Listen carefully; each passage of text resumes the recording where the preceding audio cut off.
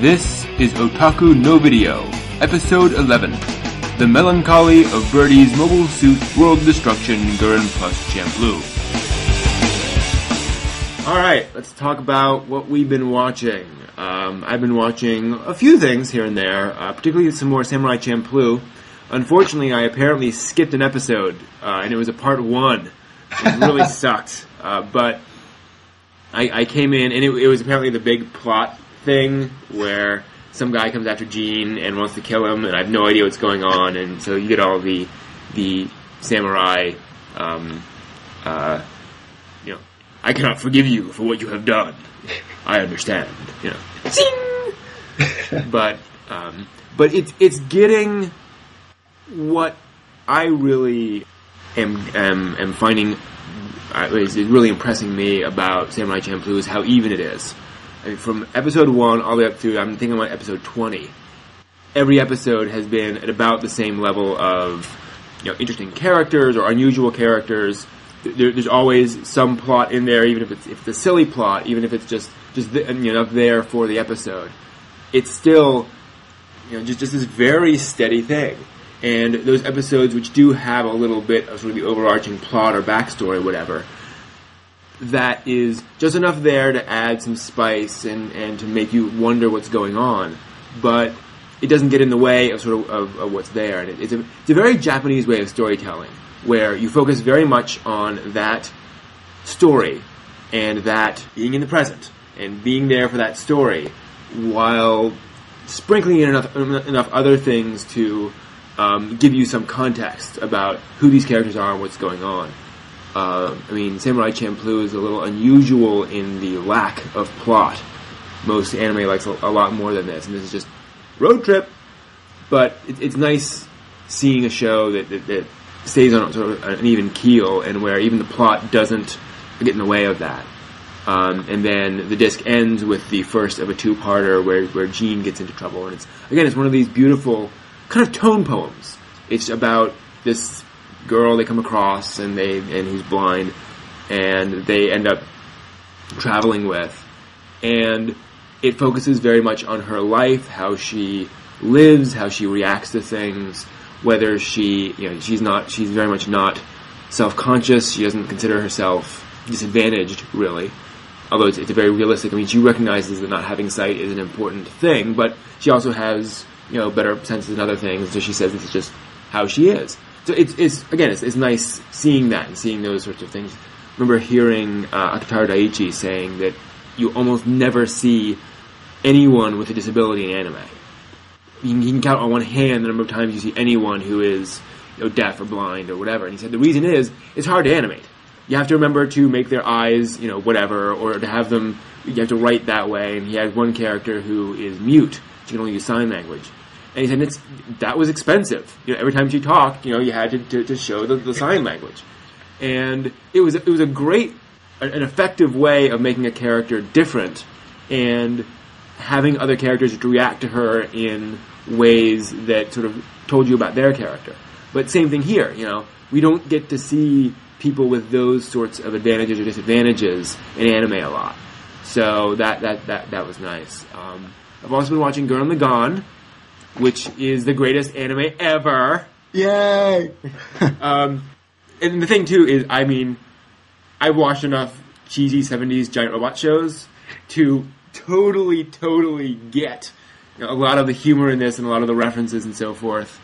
And it's just so wildly over the top and fun. And like I was saying, the fact that the the mecha is literally powered by male spirit, that is just you understand. Because that's you go back to all the Go Nagai shows. It's all it's why I have references and things that you cannot defeat the power of our spirit. That's totally you hear. That's not just catchphrases. They literally say those things in these shows, and that's the interesting thing. To me, Gurren Lagann is Gainax, and not just like Gainax, like Horomatic Gainax. This is Gainax at their creative peak, and at all that saying, how can we take that 70s giant robot sort of genre and do it in the modern world? How can we make that entertaining and enjoyable and excitement without sacrificing any of its central aspects? Because you see shows which try to do that and it just falls apart because it doesn't work in a lot of ways. But how can we do that? And it works. I mean, this is vastly, yes, it is incredibly over the top. Yes, it is cheesy in a lot of ways. But that's the whole point. And I'm really glad to see it this popular. The fact that so many people seem to get it. It's great. Or they just like the over-the-topness of it all. Which, again, and that's what people liked about the old 70s giant robot shows. They didn't like the animation. I should hope they didn't like the animation. The characters were paper thin.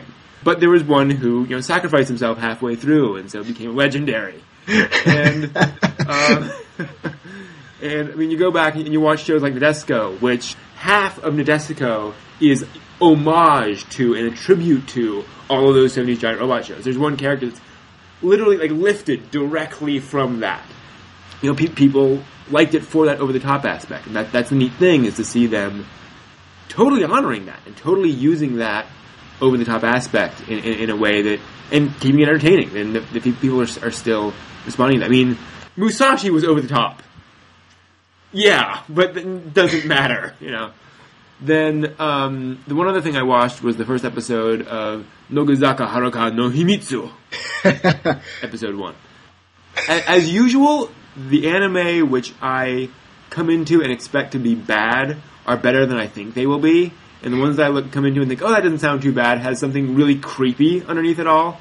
Like Hayate the Combat Butler, where this guy rescues a 12-year-old girl and then becomes her butler and she has a crush on him. And I watched it and it's totally fine.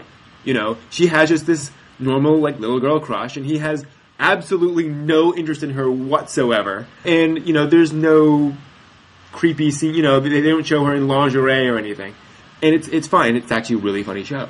And this one, the basic plot is this fairly normal high schooler discovers that the perfect class rep girl is a closet otaku, which she can't, let anyone know because she's afraid everyone will think she's a complete, an otaku. Which I want to take a moment to point out, guys and gals who think that if they could just go to Japan and everyone would accept them for being otaku, you need to watch a few of these series and realize how deathly afraid people are of being labeled otaku. It's not a good thing over there. The show is nicely animated, good cell count, very nice character designs. Definitely in the new dating sim style of show, where really nice character designs, less cell count, but carefully conserved and so forth. Fortunately, it's the new style of thing, and this is part of my whole idea that the harem show genre has changed in the past couple of years. Originally, it was nerdy guy and the plus or minus 6 girls, and which one is he going to choose? He doesn't show any preference for any of them, but it's the Tenchi, Ranma, whatever. With Love Hina was the first point where that started to change. There's now a new style where it's guys trying to buy a bunch of girls, but there is one girl that he clearly is, destined for. And it's sort of, the main girl, and these other girls are basically eye candy. I find that kind of creepy, but that's fine. That's how it's changed. And fortunately, this falls in that mold where there are other, cute girls around,